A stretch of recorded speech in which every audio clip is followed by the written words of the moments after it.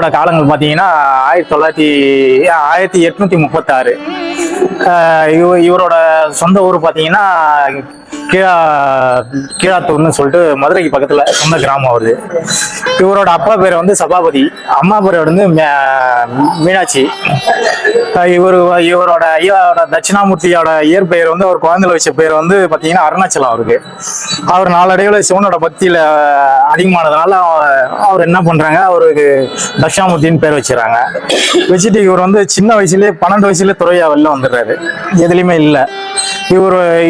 இவர் பண்ண அற்புதங்களை பார்த்தீங்கன்னா நிறைய. அதாவது பார்த்தீங்கன்னா சோமநாத மன்னர்னு ஒருத்தர் இருந்தார். அவருக்கு வந்து கடுமையான வயிற்று வலி. அவரோட அரண்மனை வைத்தியரை கூப்பிட்டு அவரை பார்க்க சொல்கிறாங்க. பார்க்க சொல்ல எந்த வைத்தியர்னாலும் எதுவும் பண்ண முடியல. அவர் தீரவே இல்லை அந்த வியாதியை மட்டும். இதை வந்து என்ன பண்றாரு, சோமநாதர் என்ன பண்றாரு, மன்னர் என்ன பண்றாரு, இந்த மாதிரி தட்சிணாமூர்த்தின்னு ஒரு சாமி இருக்காரு, நம்ம ஆரூருக்கு போகலாம் வாங்க அப்படின்னு திருவாரூர் கூப்பிட்டு போறாங்க. திருவாரூருக்கு கூப்பிட்டு போக சொல்ல இவர் என்ன பண்றாரு, இந்த போட்டோ கூட உள்ள இருக்கும், நம்ம மடத்துல மாட்டியிருப்போம், பார்த்துருப்பீங்க.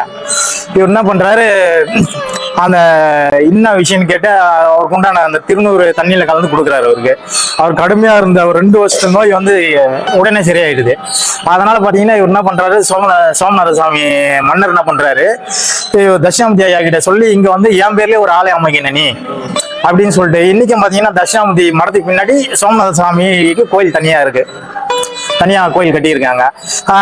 இவர் அந்த கோயில் அந்த மன்னர் கட்டின உடனே தட்சிணாமூர்த்தி சாமிகள் வந்து பாத்தீங்கன்னா அந்த மடத்துல இன்னைக்கு அவர் ரூம் அப்படியே தான் இருக்கு, எந்த ஒரு மாற்றமும் இல்லாம இருக்கு. அந்த ரூம் வந்து பாத்தீங்கன்னா அவர் உட்கார்ந்தது தியானம் பண்ணது அந்த ரூம் அப்படியே தான் வச்சிருக்காங்க, புதுப்பிக்காம. அது ஒண்ணு. அப்புறம் பாத்தீங்கன்னா 2வது இவரோட காலத்துல பாத்தீங்கன்னா தட்சிணாமூர்த்தி சாமிகள் நம்ம ஸ்டான்லி உள்ள பாபா இருக்காரு,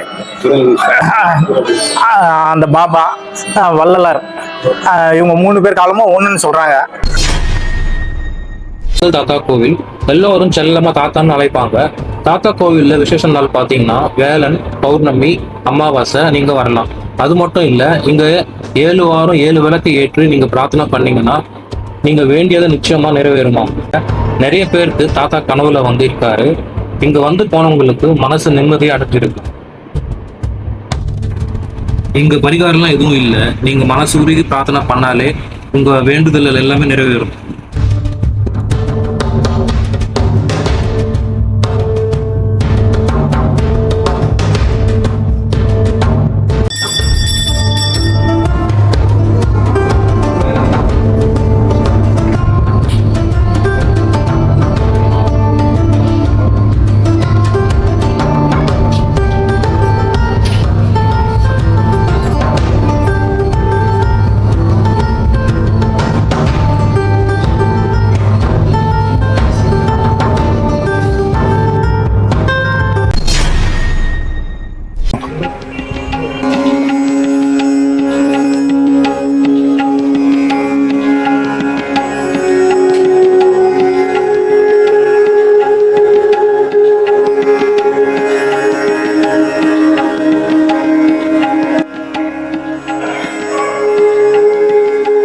அருள்மிகு பொன்மவார் சித்தர்பீடம் கிட்டத்தட்ட 2000 ஆண்டுகளுக்கு மேல் பழமை வாய்ந்த இந்த சித்தர்பீடமானது இங்கே விளங்கி கொண்டிருக்கின்றது. இந்த சித்தர்பீடத்திலே இந்த இடத்தில் பாலாம்பிகை குடிகொண்டிருப்பதாக கருதப்படுகிறது.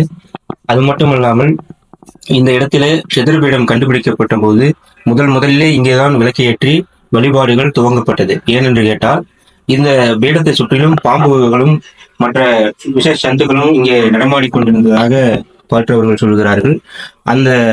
அதன் காரணமாக முதலில் இந்த இடத்தில்தான் விளக்கேற்றி வழிபாடு செய்யப்பட்டது. அதுபோக அதற்கப்புறம் இந்த இடத்தில் விளக்கேற்றிய பிறகு காவல் தெய்வங்களாக 2 தூண்களிலே இந்த வாசக்காலிலே காவல் தெய்வங்களாக விளங்கி கொண்டிருக்கிற நாகங்கள் இங்கே கொண்டிருக்கின்றன. அது காவல் தெய்வங்களாக பைரவரும் இச்சா நாகங்களும் இங்கே காவல் தெய்வங்களாக இருக்கின்றதாக கருதப்படுகிறது. அதை பார்த்தவர்களும் நிறைய இருக்கிறார்கள்.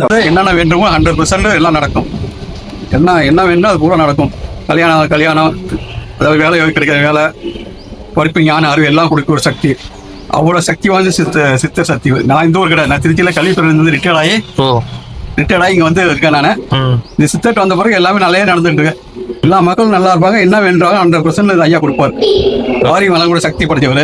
தாமரை குளமும் இருக்கு, விசேஷமான 3 கிரியா சக்தி படைத்த தாமரை குளம் இருக்கு. ரொம்ப விசேஷம். விநாயகர் இருக்காரு, பக்கத்துல சிவன் கோயில் இருக்கு, இது பக்கத்துல பெருமாள் இருக்காங்க, எல்லாம் இருக்கு. கடவுள்னா யாரு, கடவுளை குறித்து அது கேள்வி 1000 questions and answers. இந்த 6666 பாடல் இல்லாமல் 32 வியாசங்கள். அதில் கடவுளை குறித்த வியாசம், வேதத்தை குறித்த வியாசம். வேதத்தை குறித்த வியாசத்தில் எது வேதம்? ஏன் இப்போ எது வேணா யார் வேணா சொல்லிக்கிறாங்க இல்லையா? அந்த மாதிரி கிடையாது. அதுலேயும் வந்து சொல்றாரு, வேதம் இதுதான் சொல்லுது, இதுதான் சொல்லுது. சில பேர் நடுவில் இடைச்சர்கள்லாம் பண்ணியிருக்காங்க அப்படின்னு சொல்லியிருக்காரு, சாமி சொல்லியிருக்காரு. ஸோ வேதம்னா என்ன, வேதத்துடைய பொருள் என்ன, எல்லாத்தையும் அவர் கொடுத்துருக்காரு. இந்த 4 மகா வாக்கியங்கள் இவங்க சொல்லுவாங்க, எல்லாருமே சொல்லுவாங்க, வேதத்தை படித்தவங்க எல்லாம் சொல்லுவாங்க. அகம் பிரம்மாஸ்மி, தத்துவமசி, இதெல்லாம் சொல்லுவாங்க.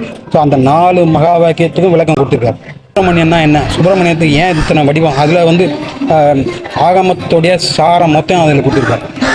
அதில் வந்து முருகனை எப்படி வழிபாடு செய்யணும் அப்படிங்கிறதையும் சாமி சொல்லியிருக்காரு. இது வந்து உப்பு புளி காரம்லாம் இல்லாமல் தான் சாப்பிடுவாங்க. உப்பு புளி காரம்லாம் பச்சரிசி பைத்தம்பருப்பு வேக வச்சு சாப்பிடுவார். கொஞ்சம் நெய் சேர்த்துப்பாங்க, அவ்வளோதான். மிளகு மட்டும் கொஞ்சம் இடித்து சேர்த்துப்பாங்க. உப்பு புளி காரம்லாம் எதுவுமே கிடையாது. அதனால் பிரிட்டிஷ் டாக்டர் அப்போ அவன் கால் கூடாது அப்படின்ட்டான்.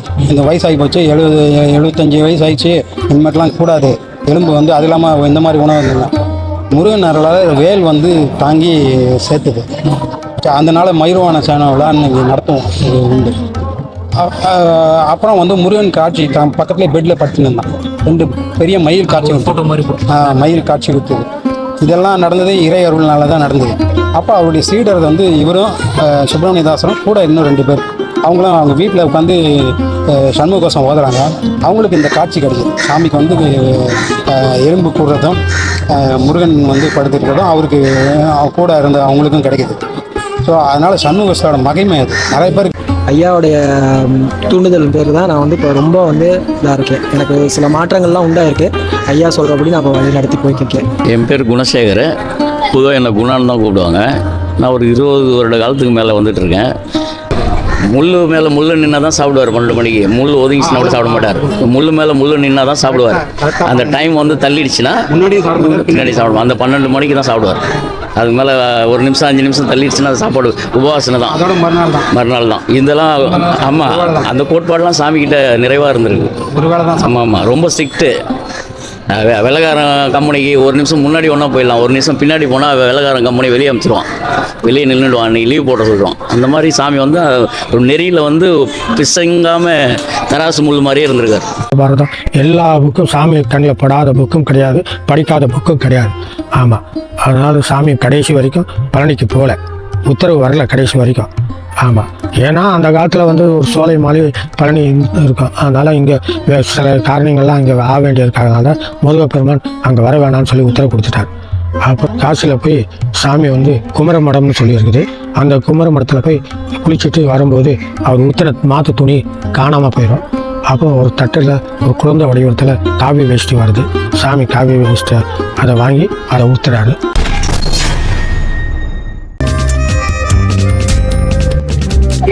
ஐயாவோட பெருமை சொல்லக்கூடிய கவிதை நமக்கு இல்லை.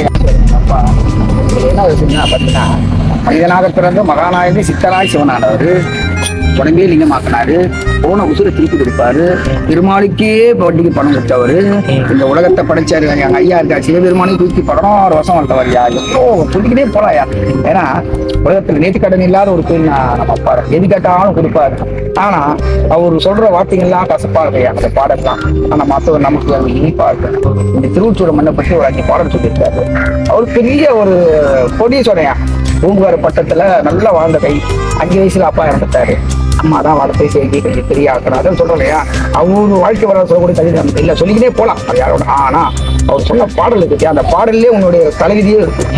எப்போ இன்னைக்கு உங்க உசுறு போகுதுப்பா, உன் விதி ஏறியாச்சு. ஆனா எங்க அப்பா சொல்றது, ஏட்டை கிழிப்பதவே பீடி கீழ்ச்சி போடுறா, மாத்திராண்டா, அந்த தகுதி இங்க இருக்கு. நம்ம வடிவமுகல்ல இருக்கிற ஆதி சொல்றாரு, ஆரூரார் இங்கிருக்க அவ்வூர் திருநாள் என்று ஊர்கள் தோறும் உள்ளது நேரே உலகுறிப்பை நாடாத ஊமர்கான் என்று விழுப்பிற்கு தீடுது. சிதம்பரத்தில் சிதம்பரத்தில் இருக்காரு முட்டாளி பேசுற அவரு வடிவமுகல்ல காட்சிக்காரு ஆதி பேச, அங்க போய் பாடுறா, எங்கெங்க போய் தேவையில்லை முட்டாளே அப்படின்ட்டார். அதனால இந்த மண்ணோட மையம் என்ன சொல்லியிருக்காருன்னா, வாவிலெல்லாம் தீர்த்தம் மணலெல்லாம் விண்ணீர் காணும் காவனங்கள் எல்லாம் கடனாது பூ உலகில் இது சிவலோகம் என்று வைத்த பத்தவர் ஓதும் சொல்லி பூனா 3 அர்த்தம். அப்பா சிவலோகம் எங்க இல்லப்பா, கைலாசத்துல கூட இல்லப்பா, இது திருவூத்துல தான் பாருக்கு. ஏன்னா இந்த மண்ணெல்லாம் திருநீர் என்றாரு, சாக்கடம் குளம் துப்பு நீர் என்றாரு. ஆனா எப்போ நம்ம உணர்றோம்? அப்பா சொன்னாரு, கலகலவென்று மல ஜலம் வந்து வாழ்கினரே இவர் காலம் அறிந்து வரிசை கெடாமல் எடுமென மோடி வந்திலமைந்தர் துணிந்தழனொந்து கடிகி நடந்து சுடலை அடைந்து மானிட வாழ்வென நொந்து விரைகிட மூடி அகல் கொடு போட வெந்து விழுந்து முறிந்து நினங்கள் உருகி எலும்பு கருகி அடங்கி ஓர்பிடி நீர் இல்லாத உடம்பை நம்பு அடியேடு இனி ஆளுமே. அதே முடியாத பட்சத்துல தான் அந்த கலகலவென்று மலை ஜலம் வந்துட்டு வரா. இப்போ நம்ம எல்லாம் சிறு வயசுல இப்ப நம்ம வந்துட்டு போனோம், நாளுக்கு துன்பமே இல்லப்பா, அப்படி முடியாது சரிவா உடனே நான் நாடி இருந்தேன்ப்பா, எனக்கு இந்த மாதிரி எல்லாம் இருக்குதுப்பான்னா ஸ்பாட்ல ஒரு ஆசீர்வாதம் நம்ம கிடைக்கும். இந்த திருநீர் யாருக்காவது உடம்பு சரியில்லை, அந்த திருநீர் ஒரு சொட்டு நம்ம கொடுத்தோம். எப்படி அப்பா நடிகை சாரதாலாம், நீங்க நடிகை சாரதா மேடம் வந்திருக்காங்க. ஆமா, ஒரு 2-3 பேர் இருப்பா. எப்பா பொய் சொன்ன வாய்க்கு போஜனம் கிடைக்காதுன்னா வச்சு விளாடும் போது ஆடி மாசம் உத்தராட்டத்துல வச்சு மூடும் போது 2 வாட்டி மாட்டாரு. 3ஆவது வாட்டி என்னோட தாத்தா வாழைக்கான பார்த்தா இதுல உடம்பையே நீங்க மாட்டிருக்காங்க. ஆமாயா, சமாதி இல்லையா? இங்க ஏற்கனவே ஒரு 30-40 சமாதி இருக்கியா, ஜீவ சமாதி இருக்கியா. அவரு வள்ளலார் 26 வருஷம் வந்து போயிருக்காட்டியா, விளக்கு பொட்டு போவாரியா. அருப்பெருஞ்சோதி தலைப்பெருஞ்சோதி அருப்பெருஞ்சோதி